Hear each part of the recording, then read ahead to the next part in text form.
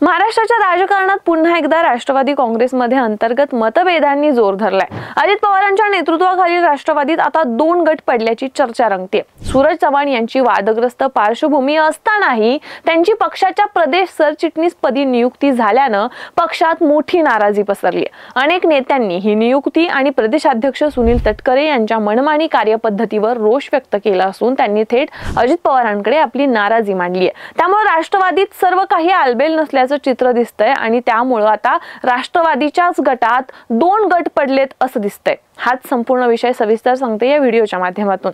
नमस्कार, मी प्रगती देसाई आणि तुम्ही पाहताय टीओडी मराठी। आता खरंच असं वाटायला लागलंय की अजितदादांच्या नेतृत्वाखालील राष्ट्रवादी काँग्रेस पक्षात सर्व काही सुरळीत चाललेलं नाहीये। आतापर्यंत बाहेरून मजबूत आणि एकसंघ वाटणाऱ्या या पक्षात आता अंतर्गत कुरबुरी, मतभेद, नाराजी आणि गटबाजीचे सूर प्रकर्षाने ऐकू येऊ लागलेत। राज्याच्या राजकारणात जेव्हा अजित पवारांनी वेगळी वाट धरत शिंदे फडणवीस सरकारमध्ये सामील होऊन शक्ती प्रदर्शन केलं, तेव्हा अनेकांना वाटलं की आता हा गट जास्त संघटित, मजबूत आणि निर्णयक्षम असेल। पण गेल्या काही दिवसातील घडामोडींनी मात्र वेगळंच चित्र उभं केलंय। सगळा गोंधळ सुरू झाला तो पावसाळी अधिवेशनाच्या काळात घडलेल्या एका धक्कादायक घटनेने।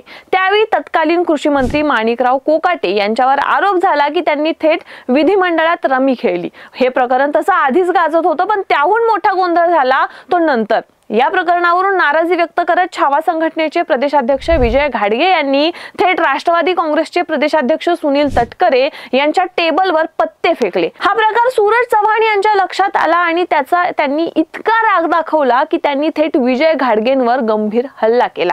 मारहाण झाली, गोंधळ झाला आणि छावा संघटना आक्रमक झाली। सर्वत्र यावर चर्चा झाली, टीका झाली आणि सूरज चव्हाण यांच्यावर इतका दबाव आला की त्यांना राष्ट्रवादी युवक काँग्रेसच्या प्रदेशाध्यक्ष पदावरून हटवावं लागलं।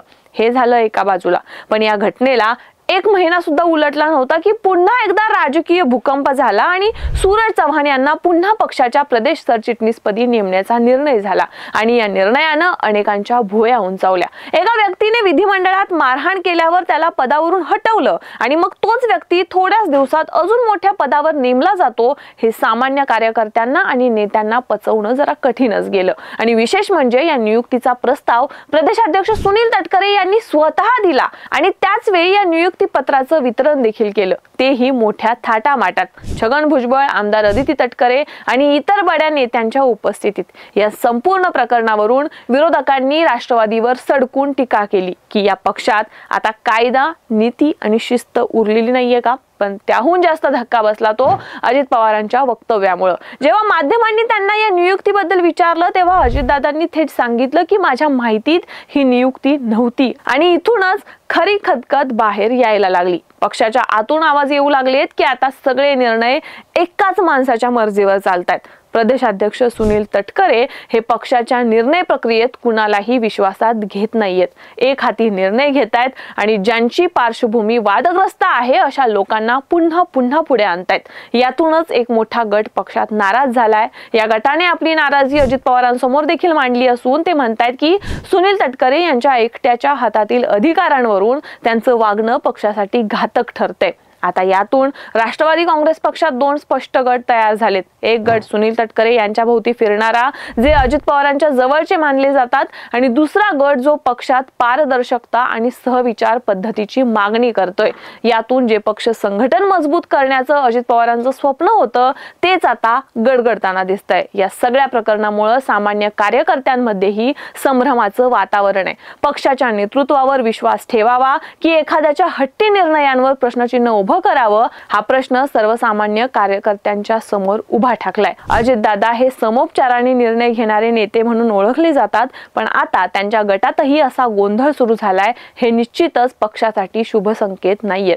राज्याचं राजकारण आधीच अस्थिर आणि अनिश्चिततेने भरलेलं आहे। त्यातच राष्ट्रवादी काँग्रेसच्या या अंतर्गत गटबाजीने राजकीय समीकरण आणखीनच गुंतागुंतीचं केलंय। अजित पवारांसमोर आता मोठं आव्हान आहे पक्षाला एकत्र ठेवण्याचं, सुनील तटकरे यांच्या निर्णय शक्तीवर नियंत्रण ठेवण्याचं आणि नाराज गटाच्या भावना समजून घेत पुन्हा त्यांचा विश्वास मिळवण्याचं। कारण जर हे असंच सुरू राहिलं तर आगामी निवडणुकांमध्ये या अंतर्गत भांडणांचा फटका पक्षाला मोठ्या प्रमाणावर बसू शकतो। शकतो आणि हीच विरोधकांची संधी ठरेल. म्हणूनच हे सगळं केवळ एका नियुक्तीपुरतं मर्यादित नाहीये, तर यामध्ये पक्षाची दिशा, नेतृत्वाची विश्वासार्हता आणि कार्यकर्त्यांचं भविष्य या सगळ्याचा मोठा संबंध आहे. आणि म्हणूनच आता संपूर्ण राज्यभरात चर्चा आहे की अजितदादांच्या राष्ट्रवादीत खरंच 2 गट पडलेत का, आणि जर हे खरं असेल तर पुढच्या काळात याचे परिणाम घातक आणि गंभीर होतील हे नक्की. या सर्व घडामोडींवरून तुम्हाला काय वाटतं?